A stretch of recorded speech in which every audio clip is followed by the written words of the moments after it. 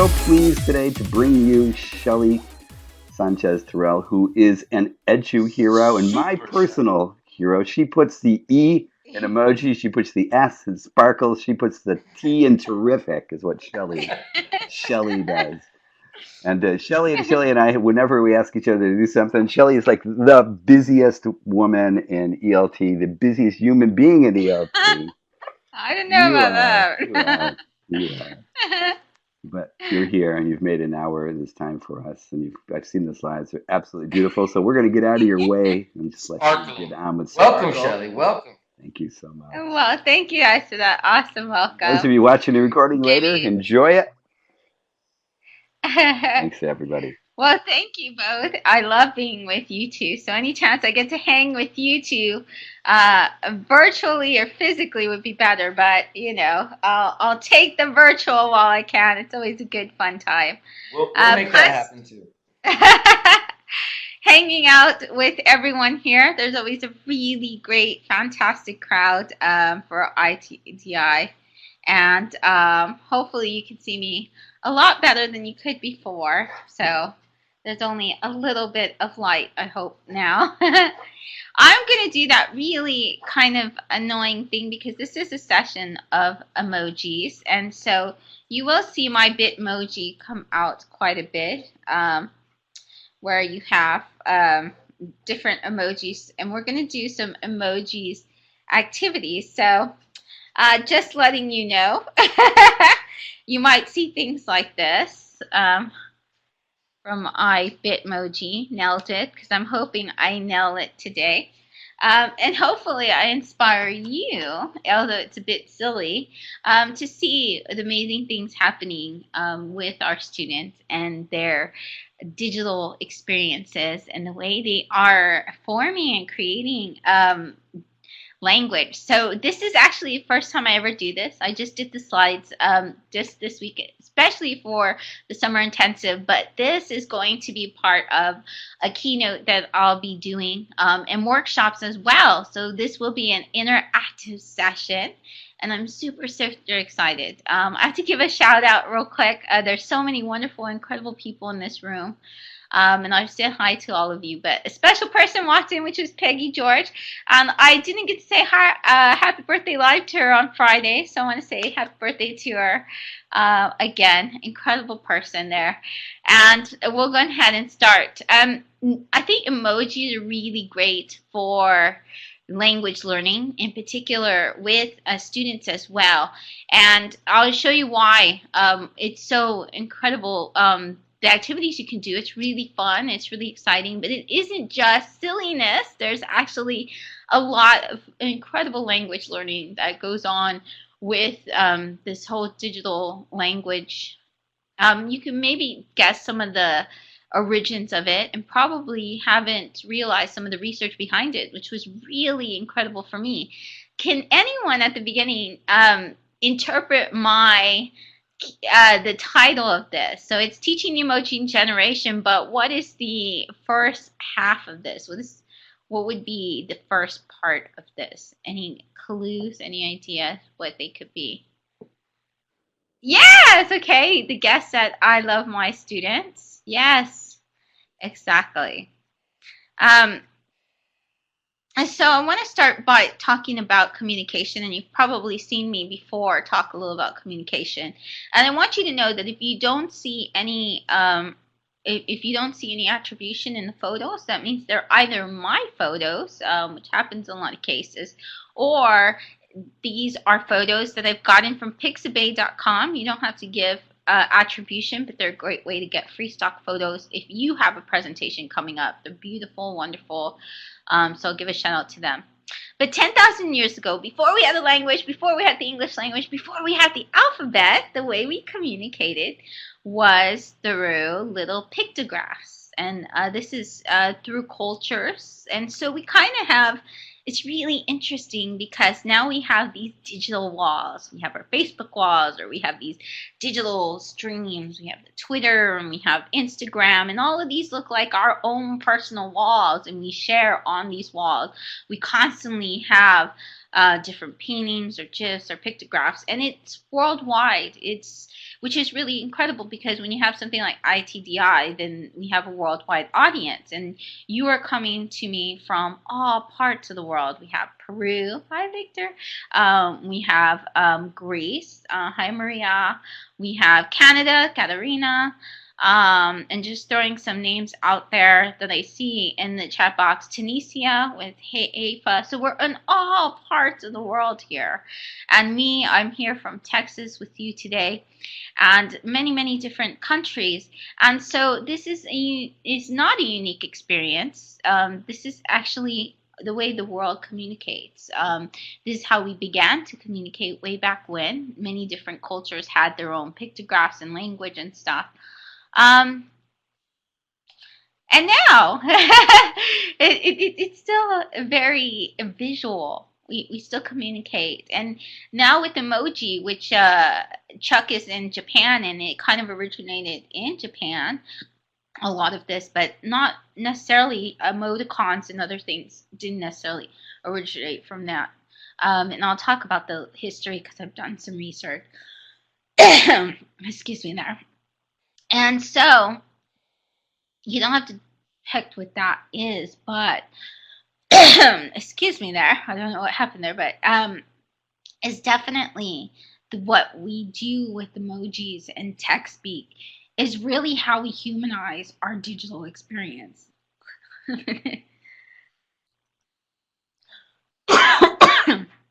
little bit of allergies there, I guess. And so when we see this, when we talk about all of this, and we talk about language in general, language and communication, this is a human experience. This is, since the beginning of time, since we are born, this is what we want to do, is we want to be able to share with each other. And that's what your students want to do. Your students want to be able to share with the world. Ugh. Sorry about this. And so when you look at, and I love this picture from Pixabay actually, there's a lot that goes along with language. There's inviting, there's trusting, because what I'm saying to you, and you might be from another place in the world,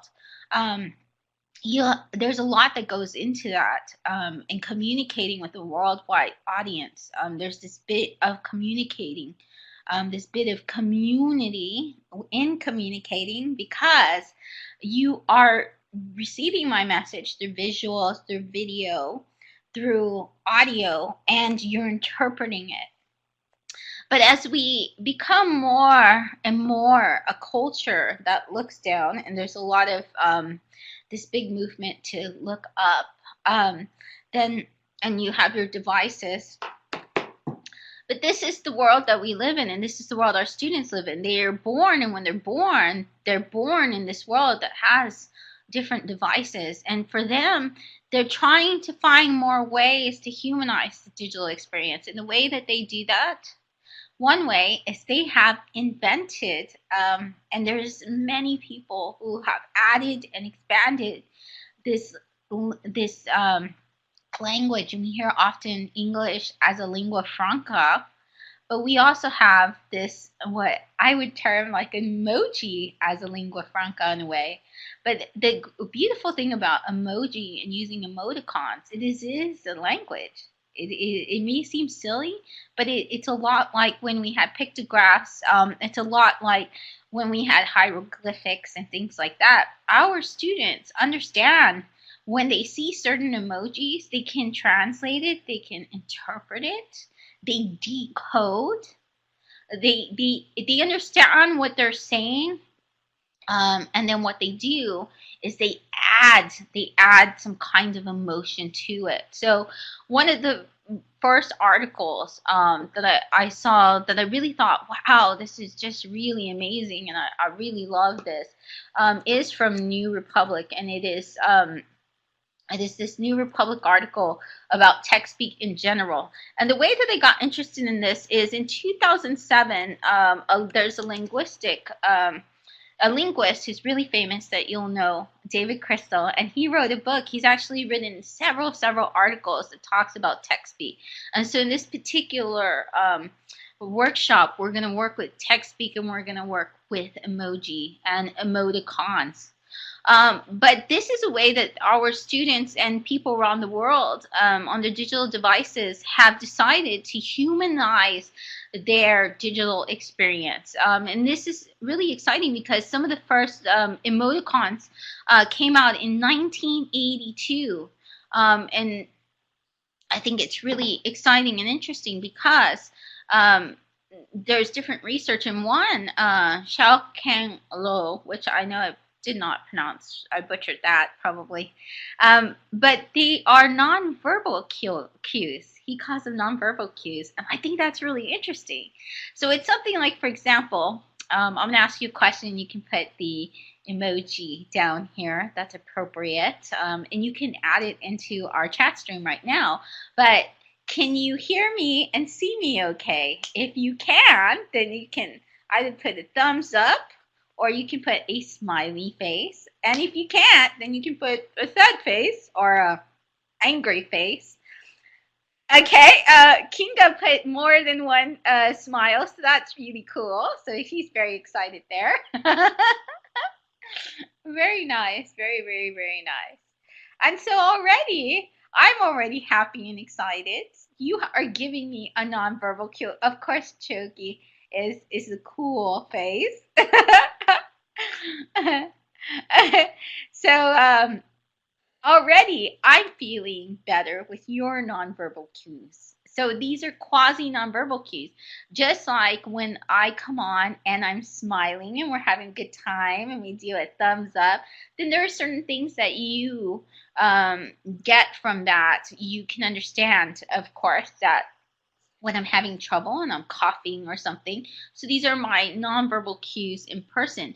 But our students are using nonverbal cues every day in their speech. And some of you as well, when you are using emoticons, you are saying, and right, as Laura and Collister found in her research, you are saying that you're conveying sarcasm, which is really hard to do when you're learning a language, but people do it every day by doing a smiley face.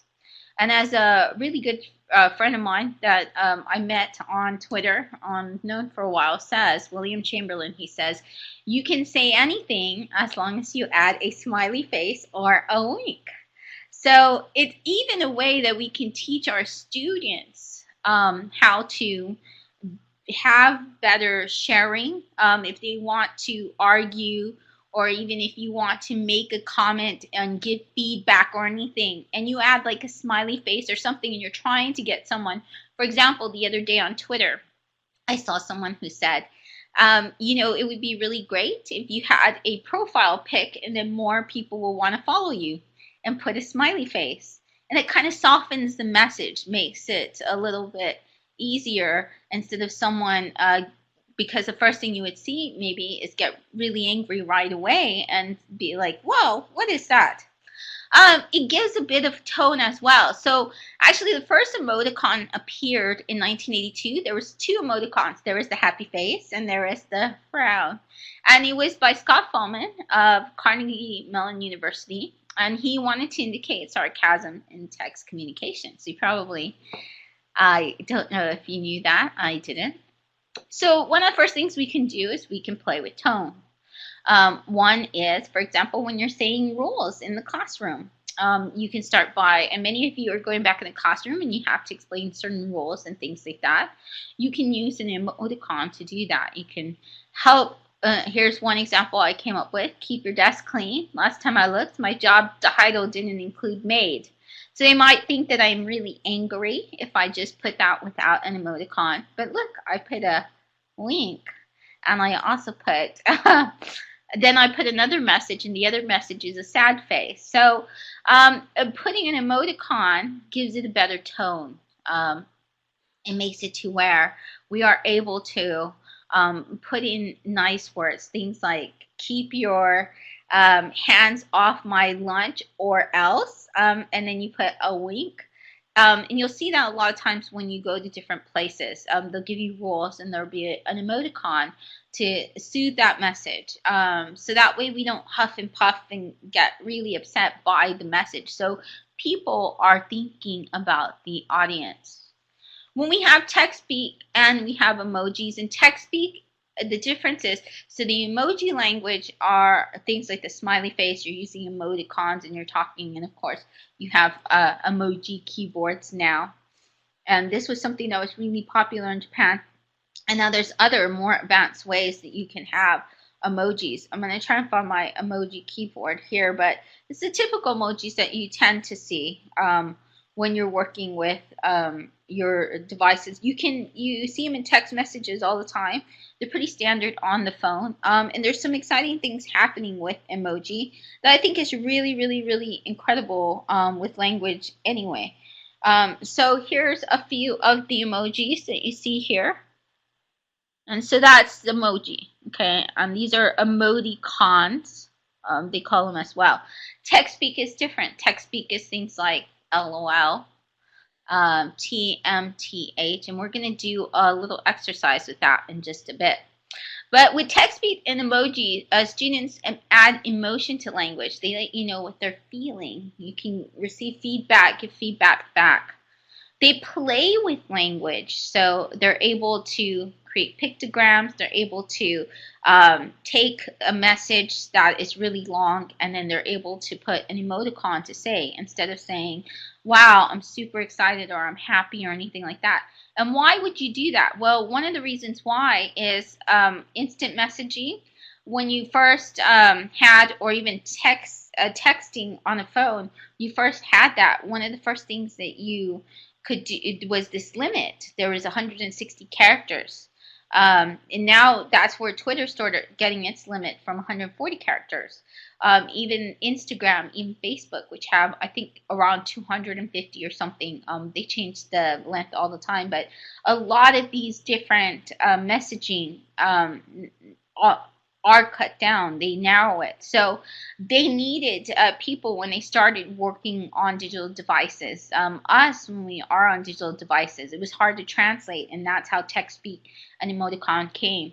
And I really love the research by David Crystal, because David Crystal, he talks about a lot of this in his book. He's done a lot of research, and he says, in order to be able to summarize, in order to be able to abbreviate and have things like this, you have to know what it is you're taking out. So I think that's really fantastic. And it's an international language. So in digital realm, all of us have found a way to even make a language that everyone can understand. We all, and it you know, even though it kind of came down from Japan and stuff, we did develop this international language, and we all understand it here. So you know the difference between a clap, when you have that clap there, between this, and sometimes, yeah, it's difficult to see some of them and to really understand what it is for all of them. I mean, it's not like all the time I understand. For example, I didn't know with the girl and the sign look like for a while. I'm going to try and find that one for you, because there's some that I don't know. I'm still learning as well.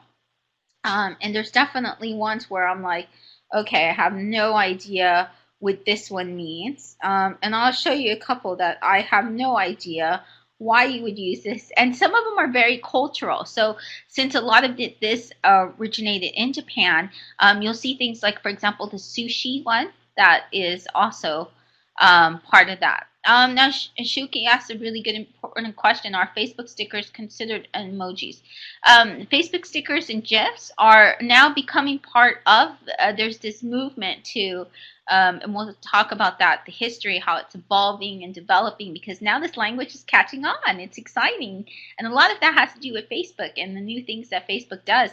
If you look in your Facebook Messenger, if you do the Messenger app, you'll see where there's another separate line where it gives you GIFs.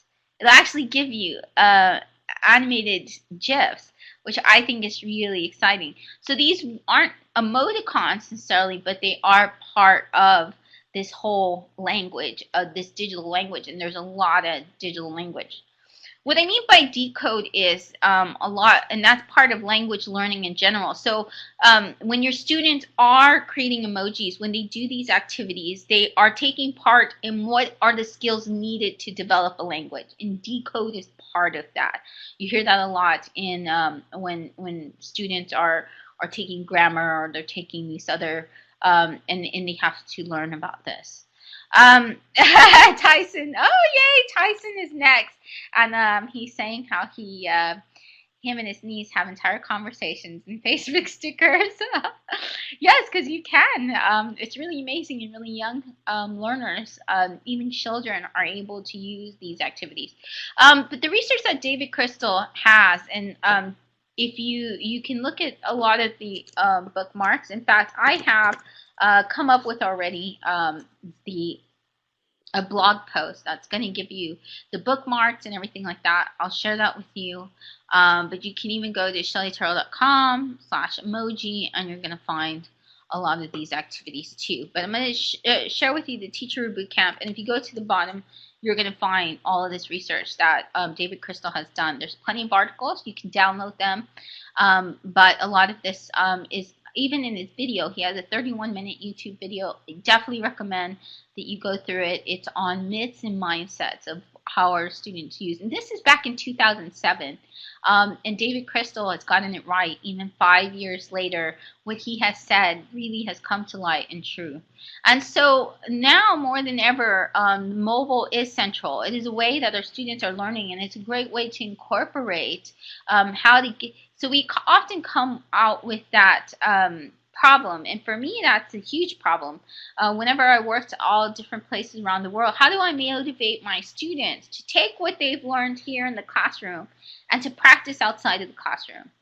And teaching English with teens and kids in San Antonio, Texas, which is where I started, and then going and teaching it in Germany and some other places around the world, Greece and things like that. It was a very different circumstance, different circumstances in when they leave, my students in the U.S., well, that wasn't their home country, so they had native speakers surrounding them. But in Germany, I had a huge problem because I was working with children. I was working with 2-year-olds and 4-year-olds and 5 and 6 and 7 and so on, and even adults. And all around them was German. So why would they be motivated to speak English? They wouldn't, because when they go to a shop or anything like that. So a lot of these activities stem from that desire, and even my research on how do we get our students to practice language outside of our classroom. And that's so important. The reason that's so important is because that is the real language learning.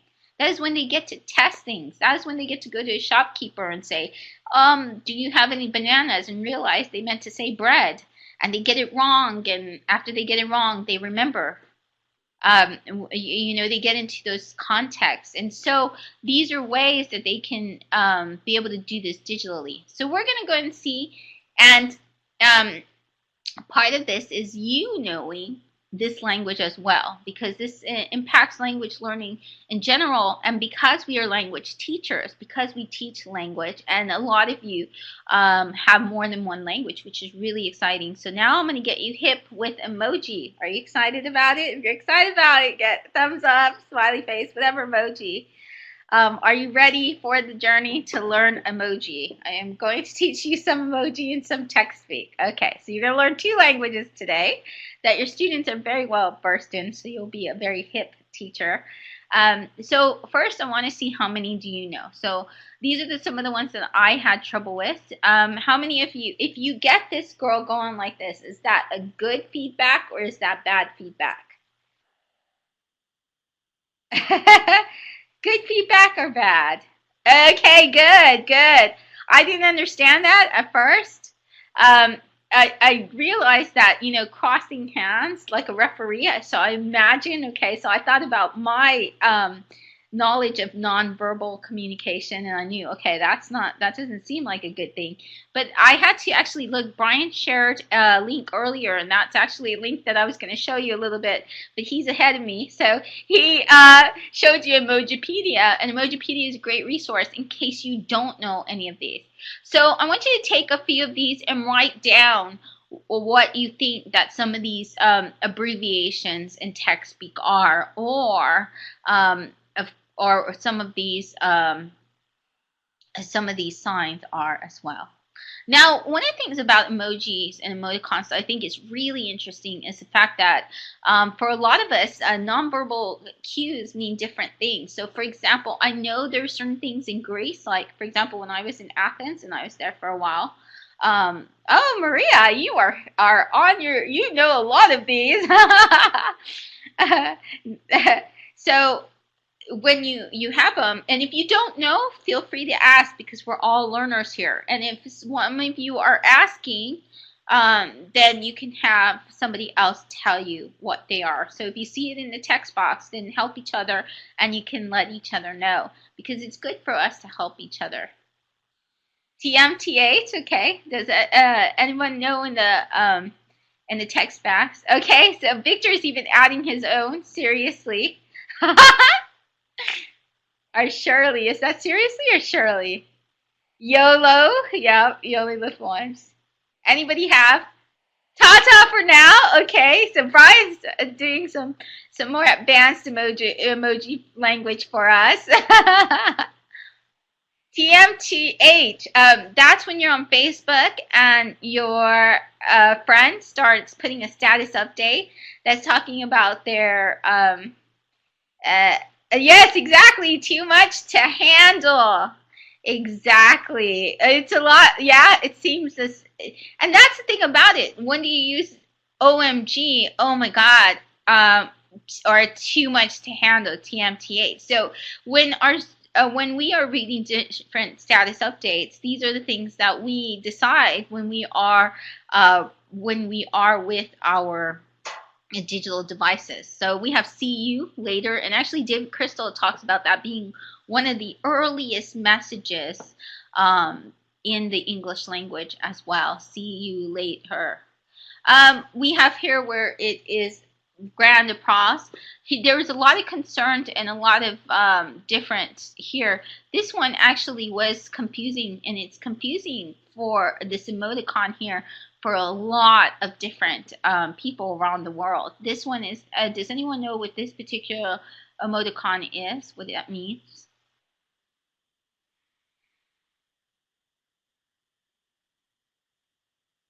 Okay, Shreya, and I might have mispronounced your name, but that actually, in Maria, is what a lot of people um, think that it does mean, and it actually doesn't. Maybe Chuck understands what this means, being from Japan. When they first came out with this in emoji, they meant this something that was very, very different. So most people think it means thinking or wondering, but actually it doesn't. It means, has anyone found it yet? I'm going to give you, no, not close, kind of. It's actually giving honor to someone. It's saying bowing humbly. So there you go again. Bowing humbly. It's a sign of respect and stuff. So I didn't really realize that it meant that. But that's what it means. And so that's culture. And so that's one of the things about emoji too, is there's a lot of culture. I really like this quote by Nicole Pinkhart because I think of it often. I'm always a learner. I love being a learner. And one of the reasons I love being a learner is because that means that I'm constantly being literate myself. And it's hard because there's a lot of times that people come to you and say you're illiterate, and that's not true. Or they'll say you're irrelevant, and that's not true.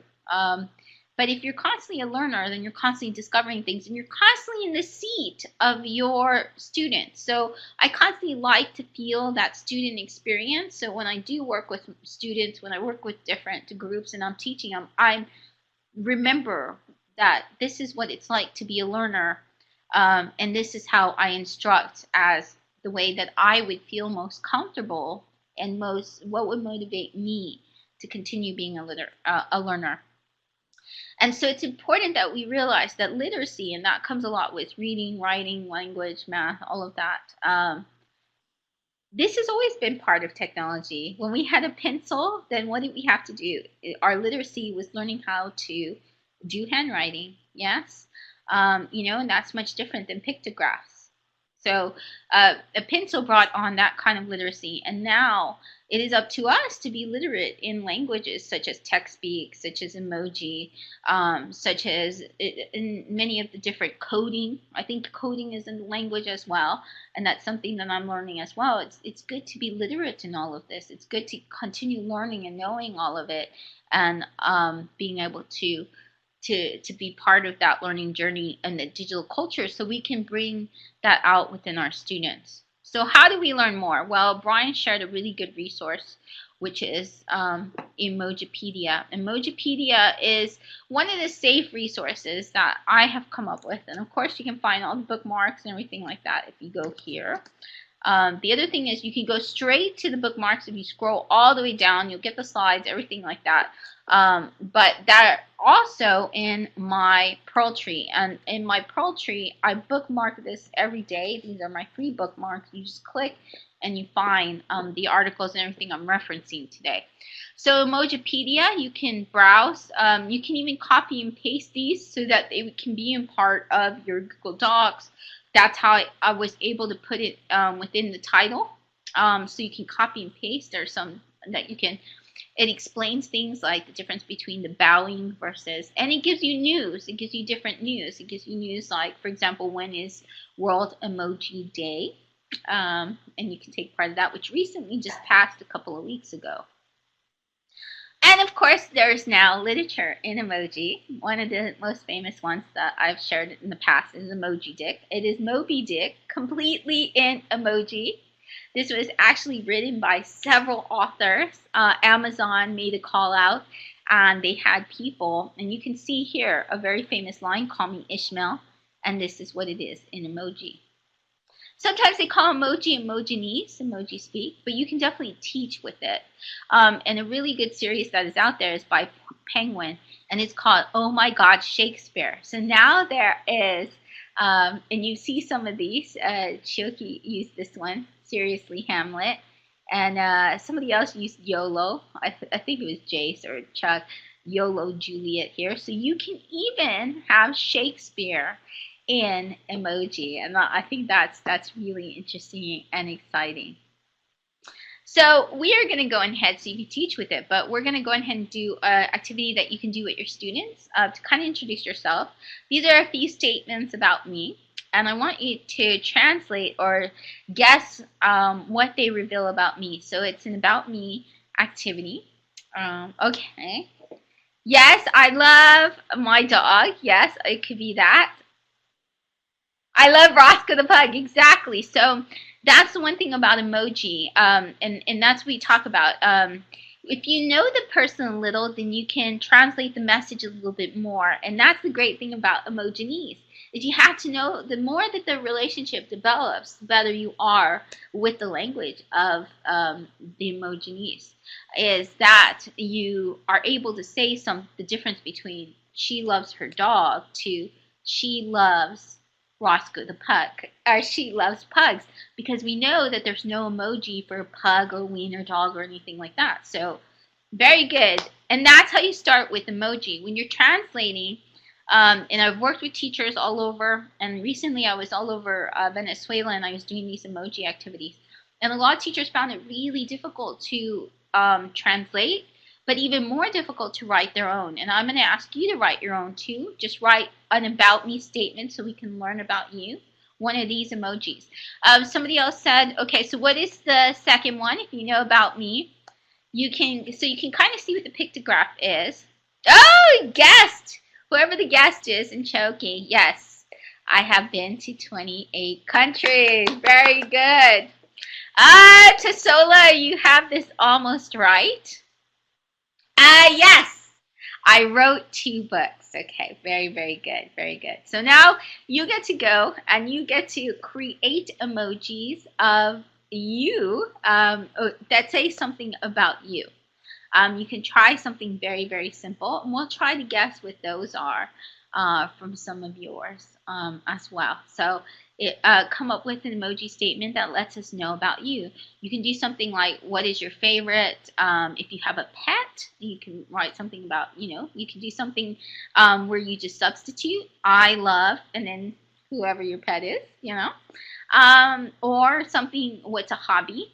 Okay, there's a couple of emojis that you can do with that. So for example, not that this would apply to me, but an introduction, and this is something you can get your students to do as well. If I showed you this emoji and I said I love, and I showed you this emoji, let's see if I can make it bigger here. It's hard to make these bigger, but we'll see. And I showed you not that emoji, but the one with the two girls and the bunnies. What would you think that my hobby was? With the two bunnies there. Bunny ears, the two ladies with the bunny ears.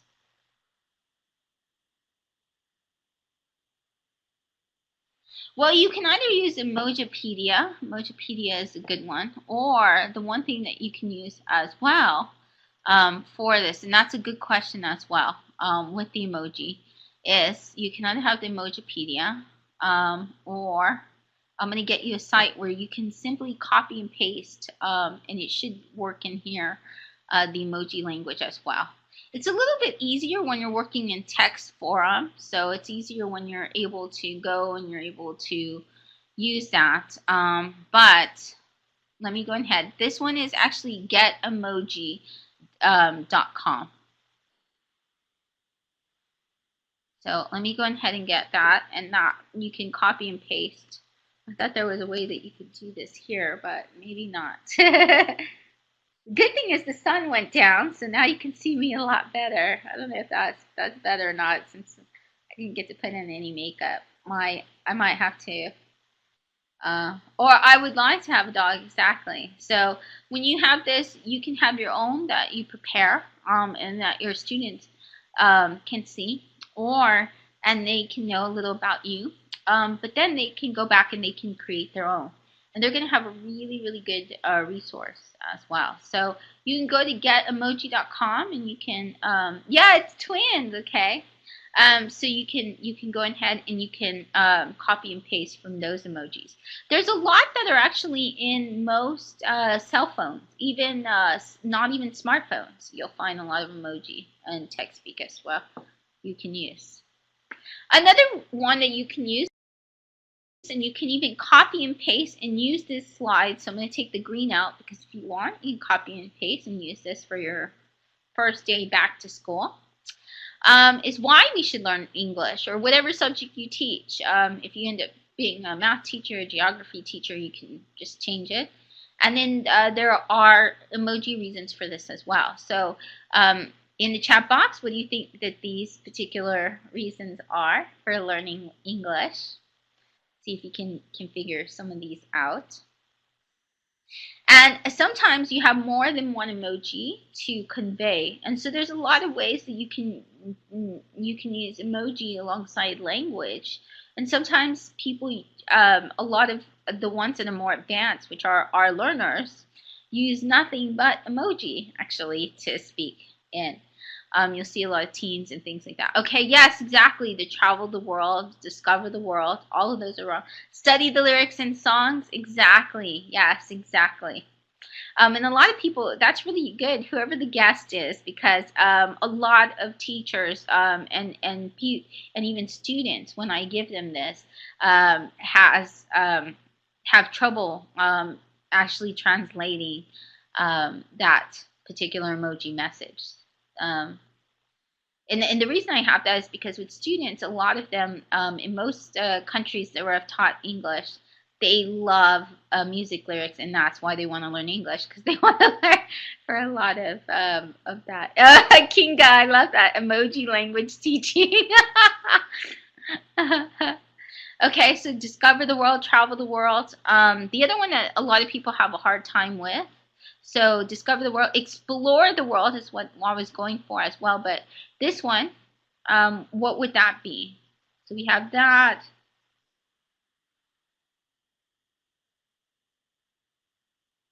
Yes, exactly. I'm going to show you where you can do even more. Talk with people around the world. Exactly. Talk chat. Yes, exactly. And this one, would this one be? Any ideas? That one's a really hard one for people to interpret as well. I think yes, guest is Peggy, and it's someone. Maybe it's David Crystal. Who knows? I might have a famous guest here who knows emoji.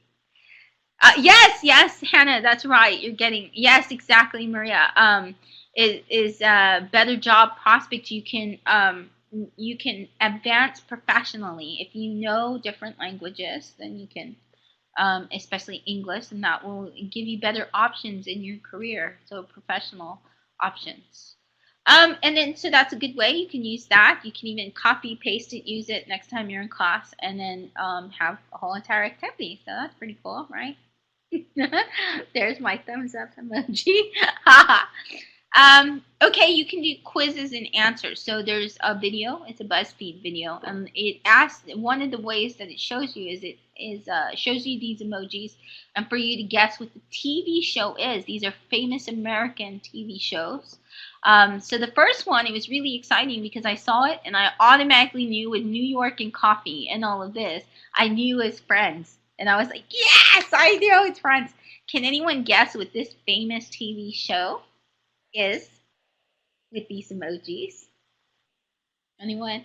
Now this is very US. Yes, exactly, Shreya and the guest, and Peggy. Yes, Dancing with the Stars. So you can do the same thing with your students. If you have, let's say you have a pop quiz, then you can have your students turn some of the quiz questions into emoji, and they can text it back and forth, and then test what the answer is. So if you have the emojis you don't have to do it yourself. Then what you can do is you can have your students create, instead of giving them the same typical boring quiz, nobody is excited about that. You can have it in emoji form, and then the students have to guess the answer, but you're giving them different options as well. And they're going to remember it. Why are they going to remember it more? Because a lot of research has shown that if we team up language and we have it with the message, if we visualize it and we do it this way, your students are going to remember the process of decoding that message, of translating that message, and then coming up with the answer for that. So that's a great way to spruce up your regular quiz and to have it there. They can create emoji poetry. So this is an example here. They wrote about summer. So you can mix and match. You can mix text alongside with the emoji. It doesn't have to be all emoji. There isn't some magic balance or equation, but your students can be able to write poetry, and then they're able to put a little pictograph or something that depicts that as well. Drinks get colder, music gets louder, nights get longer, life gets better. So you can have longer, more complicated writing inspired by having them do emoji. You can have emoji stories, but you can also have emoji posts. So I want to take this off. And now I'm going to ask you something, and you can go back to get emoji. But I want to ask you, what is your favorite sport? Or your favorite hobby? And to do that, go find in getomoji.com. You can go to getomoji.com and find out something, copy and paste one of those emojis that you have done in the past week. What is an activity that you have done in the past week? So I can ask you a question. Or I can do something like ask you a poll. And when I put a poll, then if it's something that you like, then you can answer with an emoticon. Now, I'm doing one right now, and that's Chuck. Chuck told me that this is something that he loved doing this past summer. So you can see the emoji that I've used in there. Okay, so I have one where it is swimming. So we have someone from Trinidad and we have someone from Greece who both have doing swimming. Okay, and a lot of people doing swimming these days. I know Chuck went for very, very long, so I should put actually several of these. He went on a famous long walking journey. I think someone listened to music, maybe? Dancing! Yeah, Shreya, that's what one I was hoping people would use is dancing. Anyone doing this or do this recently, or the great thing about Get Emoji is you can actually do searching as well. So that's really cool. But I'm going to show you one, and I'm going to ask if you've done this lately. The great thing is that there's also a lot that have to do with gender. So you can have a lot to do with gender. Let's see, where did my activity go? Sorry, this thing is acting a little slow sometimes. But some of you recently, I know I have to do this one. Or well, let's see. Anyone do this week? So I can ask you questions. That one's pretty. Not yet. It's definitely something I have to do. Yes, a haircut. Yes, exactly. You did it yourself. So you can have there. There are easier ways to do this. So let's say you want a very large piece of text. Let's say that you want to get an article, or let's say you have these questions and you say, yes, I want to make my next quiz, I want to make my next text, whatever. I want to introduce, you can do something like, let's say that you're going to take a piece of literature, Toni Morrison, right? And you want to get students excited about it. Well, what you can do is you can copy some of the text. You can always find it online.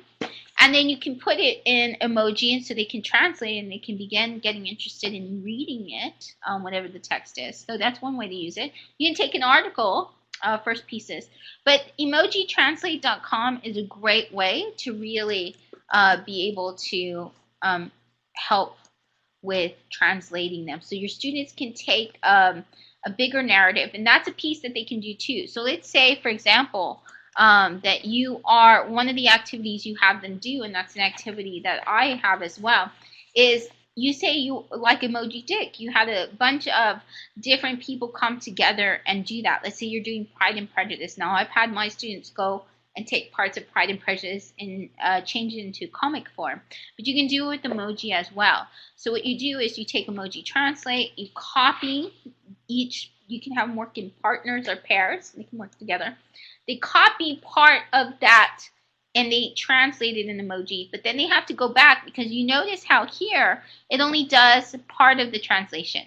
So can we do a better version and add more emojis? Yes, we can. Mary, we can put a girl because we know Mary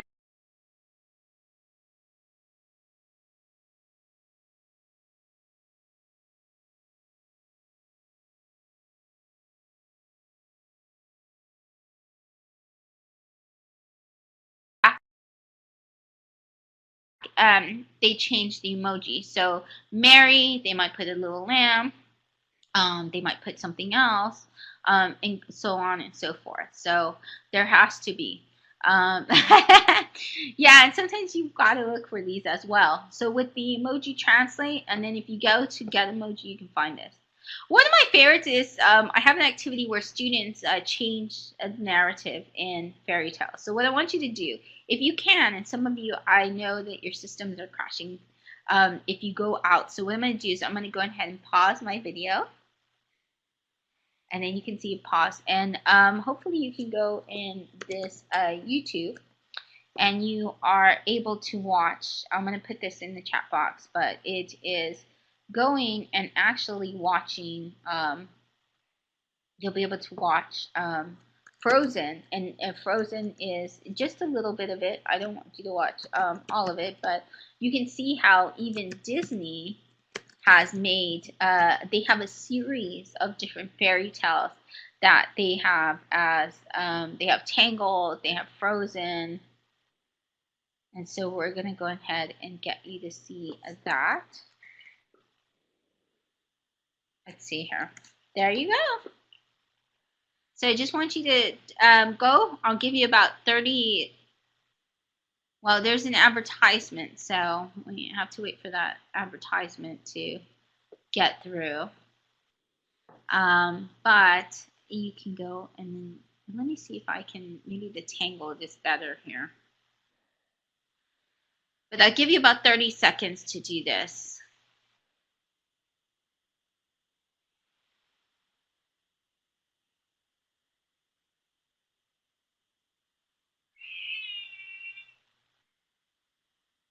And I just want you to see about the first 10 seconds of Frozen. And we'll come back.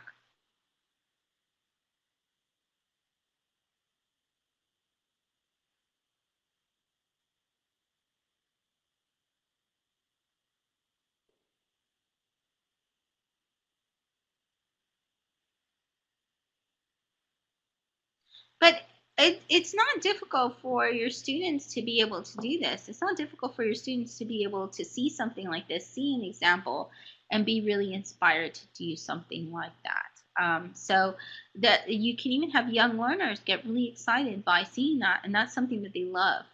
One of my other favorite options, which I think is really, really good as well, is you can do these emoji lyrics. Now, one of the funniest ones, and I didn't put that one on because it's not appropriate, but they have the Beyonce one, and that one is really funny and fantastic, actually. But what I did instead is Uptown Funk, and so I'm going to go ahead and put that. And you can look at that right now. Just take a second to go ahead and look at that because we're going to be ending pretty soon. But you can go and take a look at that. And you can actually have your students interpret the song lyrics. They can create their own. This is screen capturing. So you can use Screener. You can use, different Jing. Some of you have Camtasia. You can get 30-day free trial Camtasia. You can have them use something like Educreations, things like that. And so you can watch that video, and then you can see a little bit of that, and you can see how they have Uptown Funk in emoji, completely in emoji. There's another one I've bookmarked that's the Royal song. Yeah, so it's really a great way to get your students excited about that. Writing prompts. So we're running out of time soon, and I want to make sure Tyson has plenty of time to go back and to do his session. So it's good these are 2 hours spaced out. But writing prompts, and this is actually one of the most activities that teachers really, really have responded to. I'm going to read you an email while you're doing this, but you can even write this story. So now it's your turn. There's a place called Emojinate.com. It's a blogging platform based on, they give you 5 emojis and then you write from that. I recommend instead, because they don't they don't monitor what's on there, to just grab some emojis from there. You can generate it, copy and paste like I did, and then take those and just use that. You can put that on the board. You can draw that. You don't need a lot of technology for all of that. So what you can do is you can take any of these, you can do A, B, C, D, E, and create something with it. Either you don't have to do a whole paragraph, but you're more than welcome to put in it here. You can put a sentence or something that has to do with this. And you can see that I wrote mine. During his morning walk, Roscoe the pug found a 4-leaf clover. It was at the end of a rainbow, which happened to be in the backyard. He looked desperately for his mommy. And when he found her, he gave her the clover for good luck during her workshop, or her iTDi summer intensive course. And she thanked him with a big smooch and treat. So there you go. Exactly. Jace can have him in his wrapping, these emojis, for his new fluency weekly workout. There's a weekly workout for you, Jace. So you can see and post some of these yourself. I do want to put this emoji story what someone actually wrote when she did this. So I'm going to read you this email and show you. I'll copy and paste in here as well. Inside the chat box. I didn't want to share it publicly because it is an email, but this is what I was written recently by someone who did this in Australia, and she said, "Thank you so much for sending these through." Because I had sent her, she had also won my book for participating, and she said, "Just thought I'd tell you that she did the emoji story, this one exactly from this slide, with the students," and she said that this was the power of it. She said, "Just thought I'd let you know." That they loved it. And notice how she put a huge sign. And she said, "I don't think I ever had a writing activity where every single student was engaged and doing what I asked them to do." And she said a highlight was that one of her students, who almost never participates, one of the shyest students, and he never contributes to class discussions and hates reading out loud, decided to read his story out loud. And that they came up with a lot of creative ways. So when we get and talk in this language of students, and we show them that we're willing to learn as well, and even if it's something different for us, then we're really able to bring a lot from them. We're really able to motivate them. And for learning a language such as English, that's something that we need to definitely get. It's not like any other subject. I mean, with every subject you need motivation, but sometimes for our students, they don't see the immediate. For math, that's kind of a general. If you don't know math, you're not going to be able to succeed. But sometimes they think in their countries, when am I going to ever need English? Why is English important? How do you make it motivating for a 4-year-old or 5-year-old or 7-year-old or 8-year-old? And that was a problem I had in Germany, to come in, and yes, I'm a native speaker, and they didn't want to learn English. They didn't want to speak.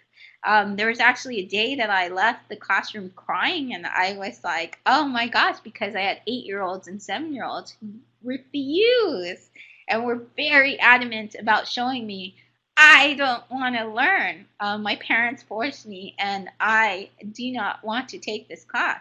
So I think for them, after shedding a few tears and getting over it and saying, I'm going to go back and figure out ways to motivate them. And that's what I tend to do with this as well, is you have to make that connection. You have to get them to really see that it's not just learning English, but it's languages in general, and that they're doing it already. It's exciting. They've been part of creating this language. You can have emoji word problems as well. So if you teach something like CLIL, you can do this as well. So some of you might be able to interpret this. And if you can do the math, then you'd come up with this. So 20 people use a great way to get students. And you know what? This even helps them with learning how to do math problems. Yes, exactly. Well, there's 20 people were on the bus, exactly. And then this actually is the library. A family of 4 and 2 twin dancers got off the bus. And how many people were left on? were left. So this is my math here. They can create their own word problems, and this helps them because these are the skills they need when they're test taking. They need to be able to decode. They need to be able to translate. They need to be able to take the whole message and be able to figure out the meaning behind it. And of course, emojis, as we wrap up, teach culture and diversity. 2015 was the year of emoji diversity. Now we have a lot of gay marriage where it's being possible in lots of places around the United States. And they have emojis that were introduced for this reason. But there are also emojis with skin colors as well. So emojis actually reflect what is happening in the world as well. So it's a language that continues to grow. There are more emoticons and emojis that really become part of the language because it's an international language where we all kind of feed into, which is really exciting. And so now we've been able to do things like, hey, why don't we have emojis that reflect the colors that we look like? And it's really exciting because people have managed to get this. There are now, if you go into your different smartphones, a lot of times, well, that's Roscoe, you'll be able to get these emojis. And there's emoji flags, so you can even do that. So where do you use this? What platforms work? Well, of course, we have these webinars and things like that. I'm Sunshine, thank you. But there are other ways that you can do this too. So for emojis, what you can do is you can go ahead and you can also as well, you can use them in different platforms. You can use them in Instagram, you can use them in Twitter, you can use them in Boxer. Facebook messaging, it's really great. You even have, like Shoki was saying, the stickers, and you have where it prompts you for animated GIFs. So if you set up a group, you can set up a group in Facebook Messenger, and you can have messaging groups, or you can have your students create their own groups. They have them a lot in Snapchat. You have to show a picture or a video, and you can put these emojis. They even let you change the angle of emojis. You can use them in Hangout, you can use them in Slack, and you can use them in WhatsApp. This is an example of a teacher in Venezuela, and Venezuela is one of those countries where teachers struggle all the time with technology. They don't have a lot of technology. As I was telling Chuck and some of the people earlier, Yulia, some Jace, and some others, when I was teaching in Venezuela, and I'm going back in November, and I loved it, I actually had where I had to teach without electricity and without the internet several times. So what we used in a lot of teachers in Venezuela use is they use WhatsApp. And they have these talking groups and stuff with their students. And here, Johannes Riojas, a wonderful, incredible, moving teacher in Venezuela, he let me use his example from his WhatsApp. So you can see how he's giving feedback. He's telling them to do things. Here's his students here on a WhatsApp group, and they talk to each other and things like that. But he's able to give feedback. There's a clap sign, you see thumbs up, you see smiley faces. This isn't only ways to give quick feedback. It's easy to give a smiley face or anything when you're using a text message. You can also use voice, a picture like that. But the good thing about this is this is an easy way of him telling them, turn in your homework, or did you send your email, instead of going up to them in person and saying, did you send your email? Did you send your email?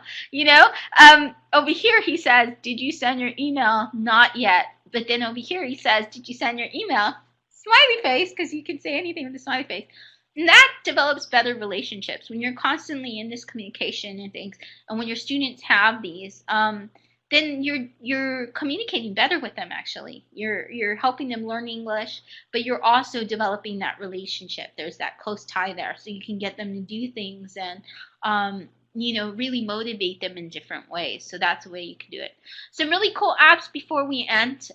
One of the ones that you've been seeing a lot, and if you use the iTDi hashtag, then you will get an awesome high five from me.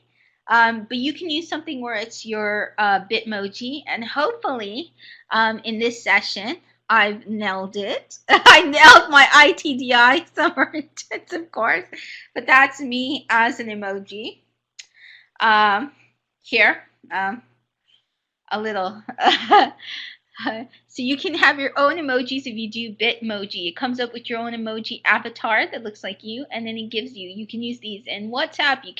They go in Twitter, they go in Facebook Messenger. Go me! Yay! I hope I did a good summer intensive here. Woot, bravo! They even have some for different instances in life. The struggle is real, or it's super fun times. Linkmoji. There's a way you can do a link shortener, and I have one for actually 30 goals, a conference and things I've done, different emojis. So if you want your students to go visit the website, you can really quickly turn it into any link using this site. The emoji app is one of the best ways. This is a great way for them to do a game that they can do at home.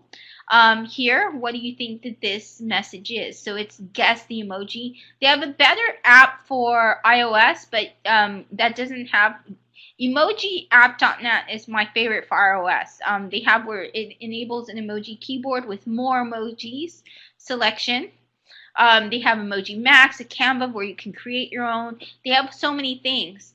Emoji and Walk. They have so many things you can do, including they have this game, the Guess the Emoji. But Guess the Emoji is universal. You can find that in Windows phones. You can find that, I think, in BlackBerry. You can find it on Android for sure. So Guess the Emoji is the one if you have another device that isn't iOS.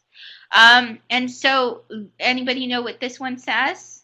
I think some people might have put what this one means, and it does time it. So it's a great way for your students to practice their English and vocabulary and stuff as well. Yes, time to fly or time flies, which is what I have to do. You can create your own emojis. You can see Roscoe has a little emoji app there. I've created ones, and you can use ones if you do iMoji. You can actually make yourself into an emoji, your real self, your real head, and find others as well. Emojimo is a way to translate on your on your devices as well. So you can find all of these. I will give you the link, and that is it for me. I am finished, and I will give you a break so you can go catch some breakfast and stuff before I'm back Shelly. and you're back to see You nailed it. Tyson. You nailed it. It was so great. So I nailed it. Yay me! Yay I me! want a voice to. Go me. I want a voice Enjoy to me. emoji translator right now. That was fabulous. Thank you so much. Really nice. Great ideas. I'm gonna make an emoji for myself later. Thank you. You share that one. Yeah, I will. Well, Right up here, you see Shelly's books. I've got Yeah, them you both, and will. they're both great. Learning to Go, available from the Round and the 30 Goals Challenge for Teachers. You nailed both those books too, Shelly. Very, very good to have. I think I was just thinking Yeah, that Emoji Shell. Maybe I'll write something a just new to one get right out there in with emoji. these ideas because they're fantastic, and not so surprisingly, we've got a lot of people responding with a shower and emojis in there. Thank yous here. You've got them a bit more literate today. You got us all a bit more literate. Thank you. Oh, well, thank you. Anyone have any questions for Shelly before we close up the room? There we go. Fly high out of here. Yeah. Before I go. Or I fly out of here. My fight song. Yeah. Yeah, Tyson's going to be Get back. I'm going to take ready us for back. Tyson's Everybody see that wonderful slide there with those session books? today. You got the links in the chat. Have a look. Visit Shelly's work. 30 Goals. I'm going to take us back to the lobby.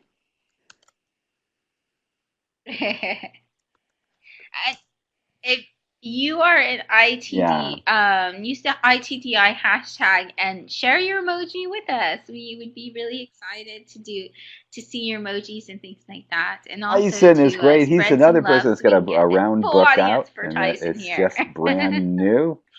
It's very, very good. Tyson's going to be back. He's going to be talking about having another look at comprehension questions and looking at academic reading circles. Just really, really good work. So, thank you everybody for being here. We're going to finish up with the fight song tomorrow. You can see that one.